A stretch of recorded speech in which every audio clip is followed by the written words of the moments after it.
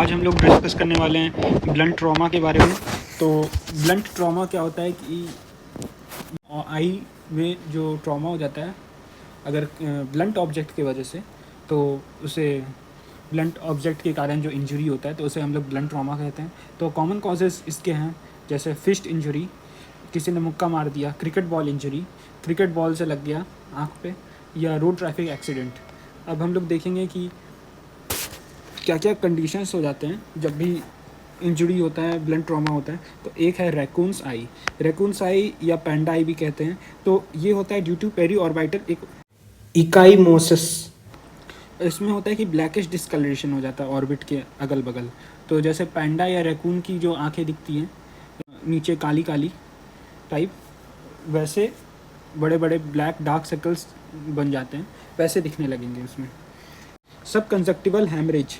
अब सब कंजक्टिवल हैमरेज में क्या होता है, bright red appearance due to accumulation of fresh blood beneath conjunctiva. Bright red appearance हो जाता है क्योंकि कंजक्टिवा के नीचे एरिया में एक्युमुलेशन हो जाता है फ्रेश ब्लड का। और look for posterior limit of the redness to rule out base of skull fracture. इसमें पोस्टीरियर लिमिट देखते हैं रेडनेस का, ताकि हम लोग को पता चले कि स्कल का बेस फ्रैक्चर तो नहीं है। कीमोसिस, कीमोसिस में क्या होता है कि इडीमा हो जाता है कंजक्टिवा का, स्वेलिंग हो जाता है। स्क्लेरल रप्चर में रप्चर क्या होता है कि रप्चर से the thinnest part, sclera rupture का जाता है सबसे पतले जगह से, थिनेस्ट पार्ट से posterior to insertion of recti वहाँ से, and most thinnest area at the limbus. और कॉन्ट्रा ट्यूब इंजरी में रप्चर जो है वो होता है opposite to direction of force. जैसे जहाँ पे इंजरी हो रहा है, जहाँ पे चोट लग रहा है, उसके अपोजिट डायरेक्शन में रप्चर हो जाएगा। ब्लो आउट फ्रैक्चर की बात करें तो ब्लो आउट फ्रैक्चर में तीन तरह के हो सकते हैं, या तो वो प्योर ब्लो आउट फ्रैक्चर होगा, या फिर इम्प्योर फ्रैक्चर होगा, या फिर मीडियल वॉल फ्रैक्चर्स होगा। प्योर ब्लो आउट फ्रैक्चर में इसमें इन्वॉल्व होता है सिर्फ floor at the posterior medial aspect, involving only the floor at the posterior medial aspect.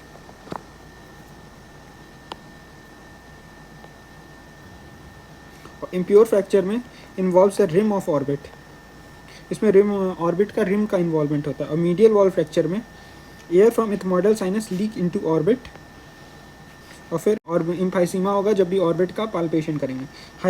हाइफीमा में क्या होगा कि ब्लड होगा प्रेजेंट हो जाएगा, एंटीरियर चैम्बर में ब्लड आ जाएगा, और कॉम्प्लिकेशंस इसके होंगे जैसे ब्लड कैन ब्लॉक ट्रेबुकुलर नेटवर्क। तो अगर ब्लॉकेज होगा कहीं भी तो आईओपी इंक्रीज हो जाएगा, इंट्राऑक्युलर प्रेशर। और corneal blood staining in the stromal layer. Source of blood जो है वो ब्लड कहाँ से आएगा, major arterial circle of phyllis at iris root. Iridodialysis, इसमें क्या होगी, separation of iris root from the ciliary body attachment.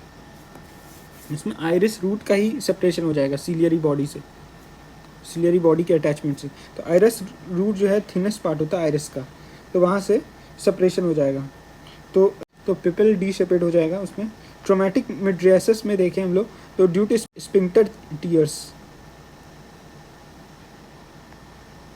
इसमें क्या होगा, गोनियोस्कोपी करके देखेंगे, गोनियोस्कोपी करके देखेंगे तो वाइडेंड सीलियरी बॉडी बैंड दिखेगा हम लोग को, और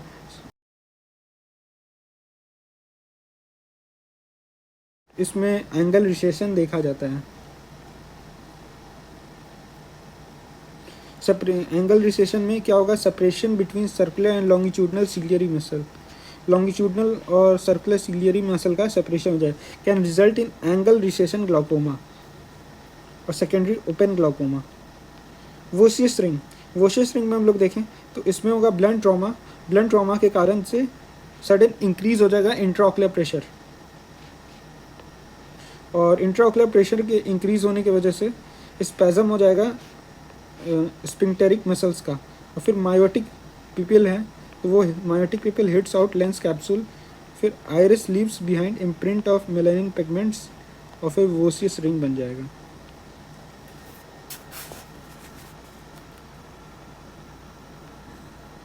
अब रोजेट कैटरेक्ट की देखें बात करें तो रोजेट कैटरेक्ट में फ्लावर शेपेड कैटरेक्ट हो जाता है।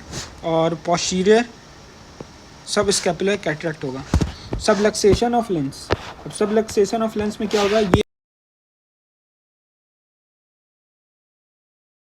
होगा क्योंकि due to excess stretch on zonules they can break and lead to dislocation of lens. Most commonly जो है लेंस डिसलोकेट करेगा पोस्टीरियरली इनटू द विट्रस और विट्रस हेमरेज। अब देखें तो इसमें क्या होगा, bleeding into the vitreous. In children most common cause of vitreous haemorrhage, children में सबसे मोस्ट कॉमन कॉज होता है विट्रस हेमरेज का, वो होगा blunt trauma. Vitreous based avulsion, peripheral vitreous overlying the pars plana, strongest attachment of vitreous.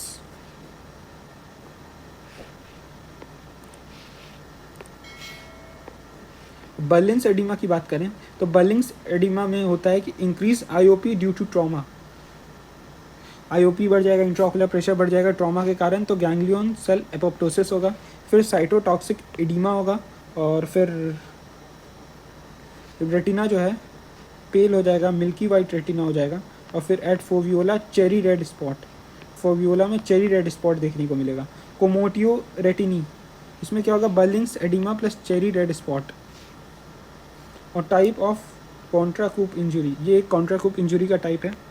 अब optic nerve aversion में देखें तो in severe trauma especially decelerating injury in RTA, road traffic accident में severe trauma जब हो जाता है तब ऑप्टिक नर्व एवर्जन देखने को मिलता है।